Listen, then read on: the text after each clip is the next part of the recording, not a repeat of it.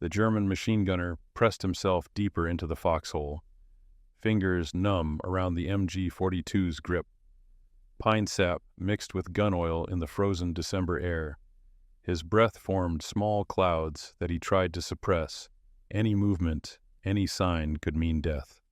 His position was perfect, concealed by the tree line, reinforced with logs, invisible from the air.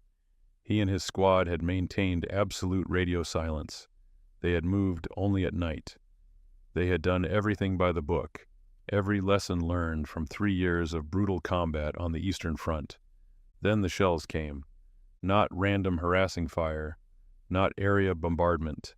Precise, devastating barrages that landed directly on positions the Americans should not have known existed. Within 90 seconds of the first German mortar firing, American counter-battery fire was already screaming through the air. It was as if the Americans could see through forests, through darkness, through the very earth itself. This was the reality of facing American artillery in the final year of World War II.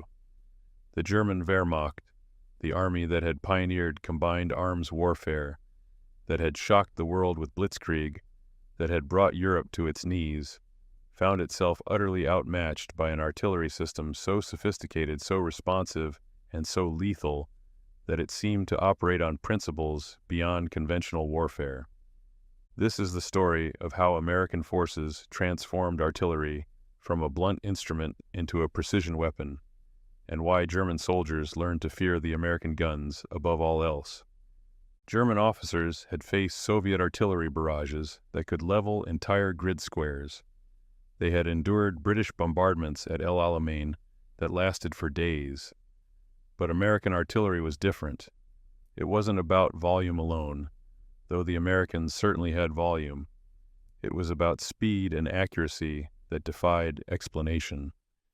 It was about dying in positions that should have been safe, from guns that fired before you'd even been spotted. Major General Fritz Bayerlein, commander of the Panzer Lehr Division, would later describe American artillery as more terrifying than anything he had experienced in North Africa or Russia. His armored vehicles, dispersed and camouflaged according to doctrine, would suddenly find themselves under concentrated fire within minutes of taking position. Bayerlein's after-action reports grew increasingly desperate as the Normandy campaign progressed, documenting what seemed impossible: American guns that could respond to threats before German forward observers could even report them. The mathematics of conventional artillery warfare suggested that calling down effective fire should take between 10 and 20 minutes. Forward observers needed to spot targets, relay coordinates through multiple command posts, wait for fire direction calculations, and then observe and adjust the fall of shot. The process was methodical and time-consuming. German doctrine accounted for this delay. Units were trained to reposition after firing to avoid counter-battery response. But American counter-battery fire was arriving in less than 2 minutes. German mortar teams that had fired a single ranging round would be obliterated before they could fire a second. Self-propelled guns that relocated after every salvo still found themselves under accurate fire at their new positions. The traditional calculus of artillery warfare had been shattered, and German commanders could not understand how. The answer to the German mystery lived inside a peculiar-looking truck that bristled with an array resembling a metal bed frame tilted toward the sky. The SCR-584 radar system, developed by MIT's radiation laboratory, was originally designed for anti-aircraft fire control. But forward-thinking American officers recognized its potential for something far more revolutionary: tracking artillery shells in flight and calculating their point of origin. The physics were elegant. Every artillery piece, when fired, sends a shell along a precise ballistic trajectory. If you can track that shell for even a few seconds of its flight, you can calculate backward to determine exactly where it was fired from. The SCR-584 could do this automatically. Mechanical computers processed radar returns and produced coordinates accurate to within 50 meters. In under 60 seconds, Battery A of the 2nd Armored Division employed these systems with devastating effectiveness during the breakout from Normandy.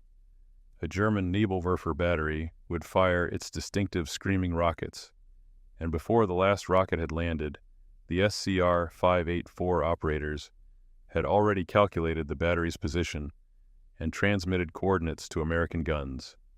The Nebelwerfer crews, accustomed to firing and displacing at their leisure, never made it to their trucks. The Germans knew radar existed. They had their own Würzburg systems for anti-aircraft work, but they had not conceived of using radar for counter-battery fire. More critically, they lacked the communication infrastructure and fire direction doctrine to capitalize on such technology, even if they had possessed it. The SCR-584 wasn't just a technological marvel. It was a piece of a much larger system. American artillery superiority wasn't built on any single innovation. It was the product of systematic integration, of treating artillery as a unified command rather than independent batteries. At the heart of this system was the Fire Direction Center, a concept so revolutionary that it would define artillery warfare for the next 80 years. Before American FDC doctrine, artillery batteries largely operated independently. Each battery received fire missions from its own chain of command, calculated its own firing data, and executed missions in isolation. Even if multiple batteries fired on the same target, they did so without coordination, creating gaps in coverage and inefficient use of ammunition. The American system centralized fire direction at battalion, regimental, and even divisional levels. When a forward observer called for fire, his request went to a fire direction center that could instantly assign the mission to the best positioned battery, or coordinate multiple batteries for devastating time-on-target strikes. The FDC calculated firing data using standardized methods and mechanical computers, eliminating errors and reducing response time to under 90 seconds. Captain Charles Hapgood, serving with the 29th Infantry Division's artillery in the Hurtgen Forest, documented fire missions that coordinated 18 separate batteries to deliver simultaneous impact. German defenders would hear distant guns firing at different times, from different directions, with different time delays, and then every shell would arrive in the same 5-second window. There was no warning, no chance to take cover during the scream of incoming rounds, just sudden, overwhelming destruction. The psychological effect was catastrophic. The standardization extended to every level. American gunners used identical firing tables, identical communication protocols, identical terminology. An observer with the 1st Infantry Division could call for fire from the 9th Infantry Division artillery and receive the same rapid, accurate response. The entire American artillery arm functioned as a single, responsive weapon, a weapon with 1,000 barrels and a single mind. Technology and doctrine meant nothing without the ability to communicate. The German Wehrmacht relied heavily on radio communication, but their systems were plagued by incompatibility, insufficient range, and vulnerability to jamming. American forces had invested heavily in radio technology and, more importantly, in training every level of command to use it effectively. The SCR-399 radio set, mounted in specially configured trucks, provided reliable long-range communication for divisional artillery. The smaller SCR-610 allowed battalion-level coordination. Forward observers carried the SCR-536 handy-talkie, a device so reliable and simple that observers could call for fire while moving under combat conditions. Each level of the communication network was designed to be redundant, with multiple backup systems and frequencies available. Lieutenant James Wellborn, a forward observer with the 4th Armored Division, described calling fire missions while riding on the lead tank during the dash across France. He could see German positions, transmit coordinates via his SCR-536, and have shells landing on target before his tank column even came within range of German guns. The entire process, from observation to impact, took less than 60 seconds. The communication network wasn't just about speed. It enabled what modern military theorists call network-centric warfare, though that term wouldn't be coined for another 50 years. Every forward observer, every fire direction center, every battery, and every higher headquarters existed in a web of constant information sharing. Targets could be attacked by the most appropriate asset. Fire could be shifted instantly to support breakthrough points. The entire artillery arm could mass fires with unprecedented flexibility. German forces, by contrast, struggled with communications breakdowns even at the tactical level. Captured documents from the 352nd Infantry Division revealed that forward observers often resorted to sending runners because their radios lacked sufficient range or had incompatible frequencies with artillery units. By the time these fire missions were relayed and executed, American tanks had already moved beyond the target area. The Wehrmacht was fighting with a nervous system from 1939. The Americans had built the future. If German soldiers thought they understood artillery, if they believed that foxholes and trenches offered protection, the introduction of the variable time fuse shattered that assumption. This device, one of the most closely guarded secrets of the war, turned every artillery shell into an airburst weapon that detonated at optimal height above the target. Traditional artillery shells required either contact with the ground or a preset time fuse to detonate. Contact fuses were only effective against exposed targets. Soldiers in foxholes or trenches were relatively safe. Time fuses required accurate range estimation and could be defeated by changes in terrain or target movement. Both methods wasted much of the shell's fragmentation pattern against the ground or empty air. Soldiers knew this. 3,000 years of warfare had taught them that digging in meant survival. The VT fuse contained a miniature radio transmitter and receiver. As the shell approached the ground, the radio signal would bounce back from the surface. When the return signal reached sufficient strength, indicating optimal burst height, the fuse would detonate the shell. This happened automatically at the perfect moment to rain shrapnel down into trenches and foxholes, at 20 to 30 feet above the target. The 406th Field Artillery Group employed VT-fused shells during the Battle of the Bulge with apocalyptic results. German infantry, veterans of the Eastern Front who knew how to survive conventional artillery bombardment, discovered that their hard-won experience meant nothing. The shells burst overhead, sending lethal fragments down into positions that should have been safe. Casualty rates from American artillery fire doubled overnight. The psychological impact matched the physical devastation. German soldiers reported that VT-fused bombardments created a unique sound, a sharp crack overhead followed immediately by the whistle of descending fragments. There was no warning, no time to take cover deeper or flatten against the earth. Men who had survived years of combat became paralyzed with fear during American barrages. The Wehrmacht never developed a counter to the VT fuse. They barely understood how it worked. When German intelligence officers examined unexploded American shells with intact VT fuses, they initially dismissed the technology as impossible. The fuses contained over a dozen miniature vacuum tubes, each smaller than any tube German engineers had produced, all designed to survive the 20,000 G-force acceleration of artillery firing. It seemed like science fiction. German engineers examining the captured fuses concluded that their own electronics industry could not reproduce the components, even if they understood the complete design. The vacuum tubes were too small, the batteries too compact, the entire assembly too robust. It was a glimpse of a technological future they could not reach. The ultimate expression of American artillery doctrine was the time-on-target fire mission.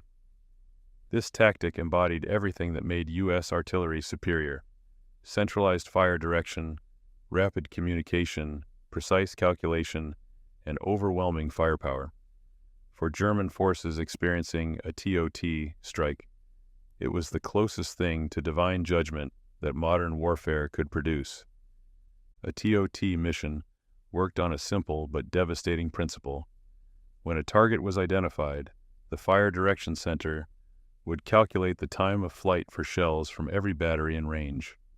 Each battery would then be given a specific firing time, calculated so that despite different ranges and trajectories, every shell would impact the target area simultaneously. The result was instant, overwhelming destruction with no warning whatsoever. No preliminary ranging shots, no adjustment fire, no time to take cover, just instant annihilation.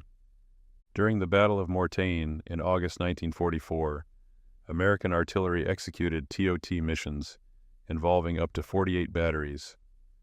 German panzer columns attempting to break through to Avranches found themselves under simultaneous fire from dozens of guns spread across miles of front. The first German commanders knew of American artillery was when hundreds of shells arrived in a single devastating moment.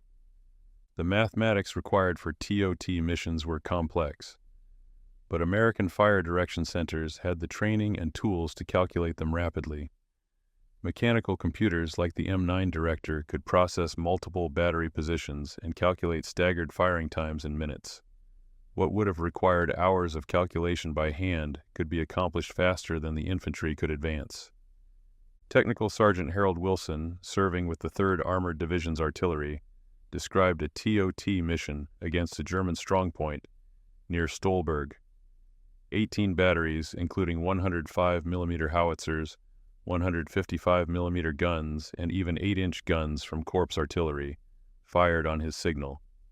The German position, a reinforced village that had held for 3 days, ceased to exist in 15 seconds. Prisoners captured afterward were in shock, unable to comprehend what had hit them. Several had to be sedated before they could be interrogated. German artillery doctrine had no equivalent to TTOT. Their artillery coordinated at the battery level, occasionally at battalion strength for major operations, but the systematic massing of division and corps artillery was beyond their communication and fire direction capabilities. Even when German gunners had ammunition and sufficient tubes, they could not replicate the precision and timing of American fire missions. They were fighting with the tools of one war. The Americans had brought the next. All the technology, all the coordination, all the firepower meant nothing without accurate targeting. The American Forward Observer System placed trained artillery officers directly with frontline infantry units, often in the most dangerous positions on the battlefield. These men were the eyes of the artillery, and their skill and courage transformed American firepower from potential into reality. Forward observers weren't simply spotters. They were trained artillery officers who understood trajectory, blast patterns, and fire effect. They could estimate range, read terrain, and most critically, they were empowered to call for fire immediately without waiting for approval from higher command. This decentralization of authority was radical by the standards of the 1940s warfare. In most armies, only senior officers could authorize artillery strikes. In the American system, a lieutenant on the front line could call down the fires of an entire division. Lieutenant William Carter, forward observer with the 30th Infantry Division, operated continuously in the front lines during Operation Cobra, the breakout from Normandy.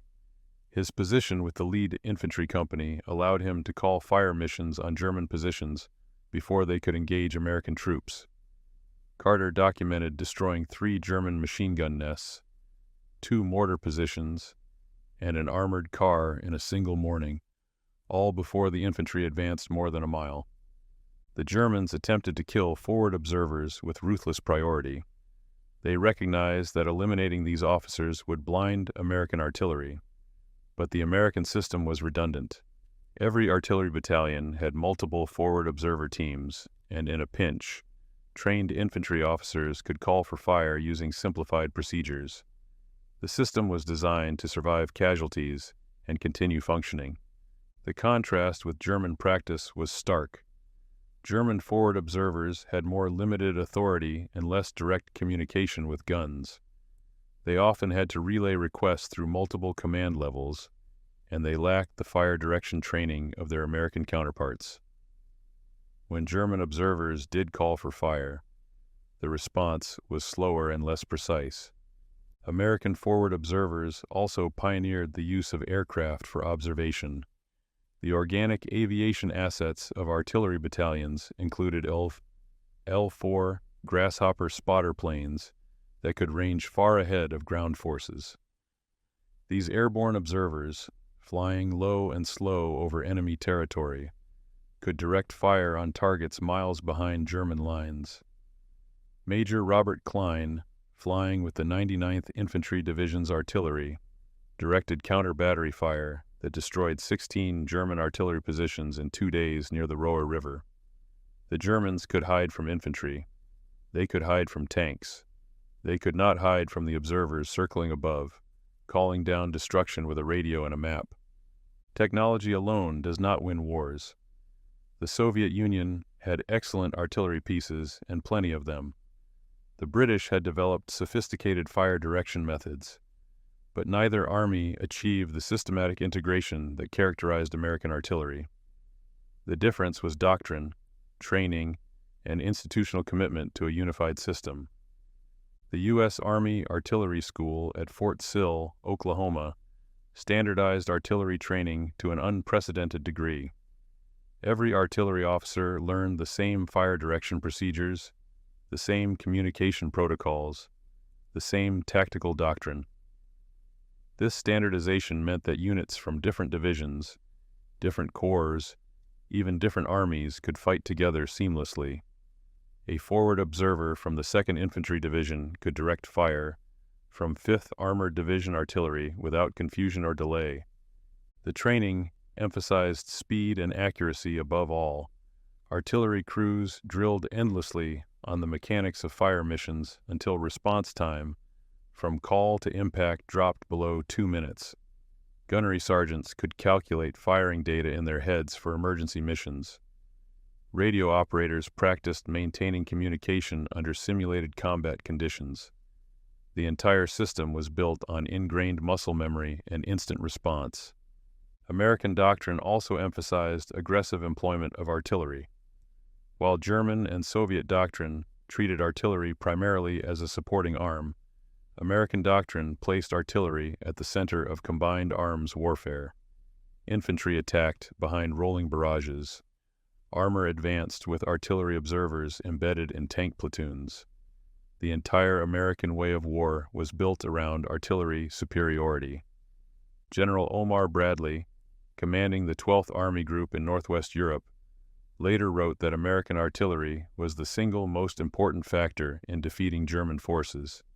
He noted that German troops could match American infantry in combat experience and often exceeded American armor in vehicle quality, but they had no answer to the systematic, responsive, overwhelming firepower that American artillery delivered. The doctrine extended to ammunition expenditure. American forces used ammunition at rates that shocked German commanders. A single American infantry division could fire more artillery rounds in a day than an entire German corps had in reserve. This wasn't wasteful, it was doctrinal. American planners calculated that spending shells saved lives, and the industrial capacity of the United States made such expenditure sustainable. Why risk infantry when you could obliterate the enemy position first? For German soldiers, the experience of facing American artillery was a descent into helplessness. Veterans of the Eastern Front, men who had survived Stalingrad and Kursk, reported that American artillery bombardment was more terrifying than anything the Soviets had produced. The speed, the precision, and the inescapability of American fire created a psychological burden that shattered unit cohesion. Private Wilhelm Schroeder, captured during the Hurtgen Forest battles, told interrogators that his company had stopped attempting to man forward positions during daylight. The moment anyone was spotted, even from miles away, shells would begin landing within minutes. His platoon, which had numbered 42 men when it entered the forest, was down to 11 after 2 weeks, and only 3 of those casualties had come from direct combat with infantry. The rest had died to artillery, to shells they never saw coming, to fire missions called by observers they never spotted. The constant threat of artillery fire created conditions that German tactical doctrine could not address. Units could not mass for counterattacks without being detected and destroyed. Supply columns could not move forward during daylight. Command posts had to be located so far behind the lines that officers lost touch with their troops. The entire German defensive system in Western Europe began to collapse under the weight of American firepower. Medical personnel reported wounds from American artillery that reflected the sophistication of the weapons being used. VT-fused shells created distinctive fragmentation patterns, with wounds concentrated on the upper body and head. White phosphorus rounds, used for marking and screening, caused terrible burns that continued burning even underwater. The variety of ammunition types available to American gunners turned every bombardment into a combined effects strike. German countermeasures proved ineffective. Attempts to jam American radio communications failed because the Americans used frequency hopping protocols and had backup frequencies. Efforts to destroy American artillery positions with counter-battery fire were defeated by the rapid response of American counter-battery radar and guns. German infantry developed a fatalistic acceptance. If the Americans wanted you dead, you would die, and there was nothing you could do about it. The casualty statistics tell the story. In the European theater from D-Day to WWII Day, artillery caused over 60% of all casualties inflicted on German forces. This compared to roughly 40% for Soviet artillery on the Eastern Front. American guns, firing fewer rounds than their Soviet counterparts, were killing more efficiently through precision and coordination. The numbers don't lie. The American system worked. The German experience facing American artillery becomes even more significant when contrasted with the Eastern Front. Soviet artillery was numerically superior to anything the Americans fielded, and Soviet gunners were experienced and aggressive. Yet German veterans consistently reported that American artillery was more frightening. The reason lay in the fundamental difference in how artillery was employed. Soviet artillery doctrine emphasized massed fires in overwhelming volume.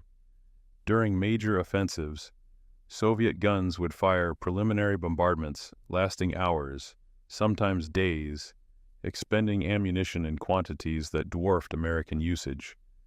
But these bombardments were predictable. German defenders learned to withdraw from forward positions during the bombardment and reoccupy them when the barrage lifted. The Soviets compensated with volume, but their fire direction was less precise and their response time slower. American artillery, by contrast, was responsive rather than massed.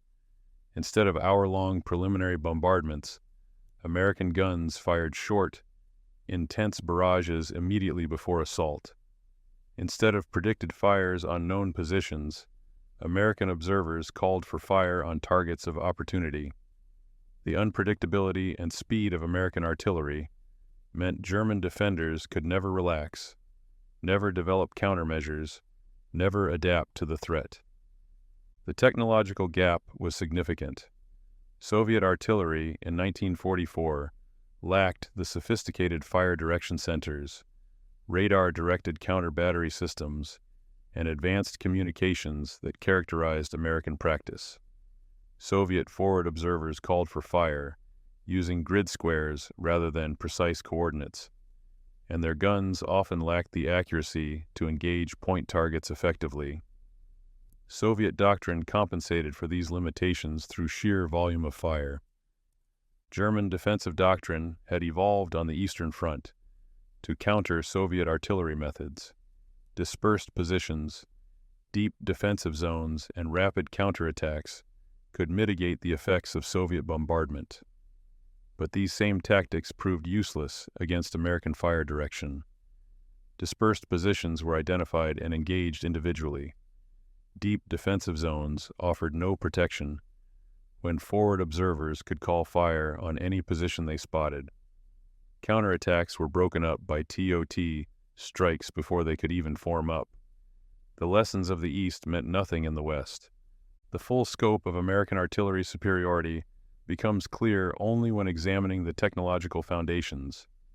In radar, in communications, in mechanical computation, in fusing technology, American forces possessed capabilities that were years ahead of any other army. This wasn't the result of isolated breakthroughs, but of systematic investment in military technology.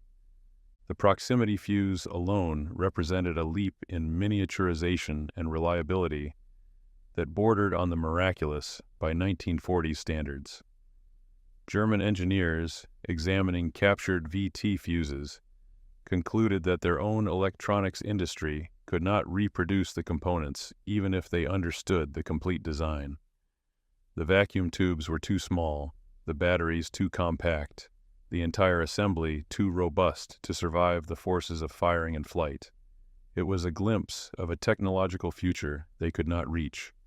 The SCR-584 Radar represented similar advancement. While German Würzburg radars were excellent for their intended anti-aircraft role, they lacked the precision tracking and automatic computation necessary for counter-battery work. American radar technology, spurred by British research and American industrial capacity, had leaped ahead of European developments.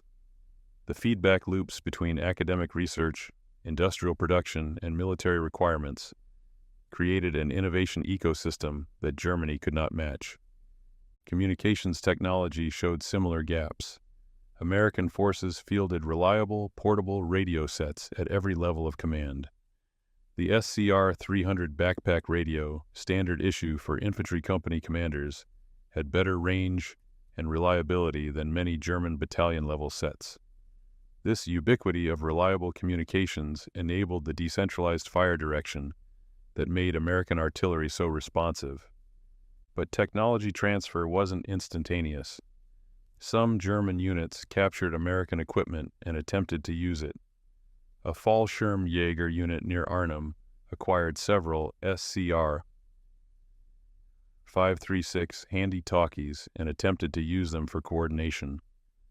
But without the training, the doctrine, and the supporting infrastructure, the radios were just curious devices. Technology without system integration provided no advantage. The Americans also maintained significant advantages in production and supply. Every innovation could be mass-produced and distributed throughout the theater. When VT fuses were released for use in the European theater, they were immediately available to every artillery unit. When improved fire direction computers were developed, they filtered down to battalion level within months. German forces, by contrast, struggled to maintain adequate supplies of conventional ammunition, let alone introduce new technology systematically. America's industrial might didn't just produce more weapons, it produced the future, continuously. The innovations of American artillery in World War II fundamentally transformed military doctrine for the next 80 years. The principles established by American gunners in Normandy and the Ardennes became the foundation of modern artillery warfare. Fire direction centers, forward observer integration, radar-directed fires, and precision munitions all trace their lineage to these developments. After the war, NATO armies adopted American artillery doctrine wholesale. The forward observer system, the fire direction center organization, even the communication protocols became standard across Western military forces. The Warsaw Pact, observing American success, reorganized their own artillery along similar lines, though they maintained greater emphasis on massed fires over precision. The technology continued to evolve, but the fundamental concepts remained. Modern GPS-guided munitions are direct descendants of the VT fuse, precision weapons that maximize effect per round. Modern counter-battery radar systems trace their lineage to the SCR-584. Network-centric warfare, enabled by digital communications, is simply the fire direction center concept expanded to encompass entire military operations. Vietnam, the Gulf Wars, Afghanistan, and Iraq all demonstrated the continuing dominance of American artillery doctrine. The time from observer identification to shells on target continued to decrease. Precision improved from 50-meter circular error probable to single-digit meters. But the fundamental system, centralized fire direction, responsive communications, trained observers, overwhelming firepower, remained unchanged from 1944. The lessons extended beyond artillery. The American approach to World War II artillery demonstrated the force multiplication possible through systems integration. Separate capabilities, radar, communications, computation, precision fusing, when integrated into a coherent system with proper doctrine and training, produced effects far beyond the sum of their parts. This insight would drive American military development for the rest of the century. System warfare had been born. The German soldier in his foxhole, listening for the whistle of incoming shells, wasn't fighting yesterday's war. He was facing tomorrow's war, a war his army was not equipped to fight. American artillery in World War II represented a revolution in warfare that matched the Blitzkrieg in significance and exceeded it in lasting impact. The genius of American artillery wasn't any single technology, though the technologies were impressive.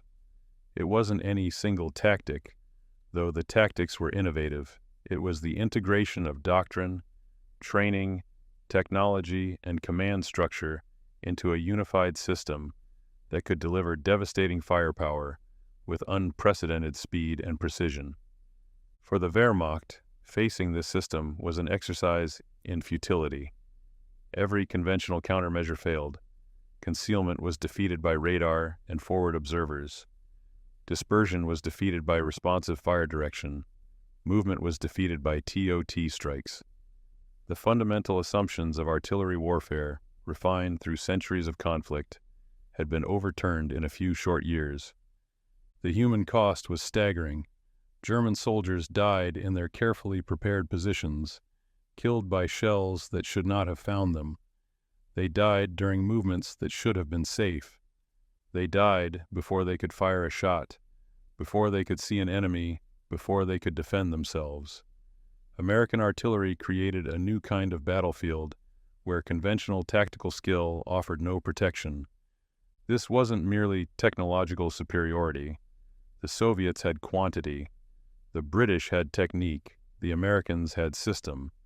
They had built an artillery arm that functioned as a single responsive weapon, capable of delivering precise destruction anywhere on the battlefield within minutes. It was warfare transformed from an art into a science, from a collection of batteries into an integrated system of destruction. For the German soldier pressing himself into his foxhole, praying the next salvo would land elsewhere, one bitter truth remained. The Americans had found him. They had always found him, and once found, there was nowhere left to hide.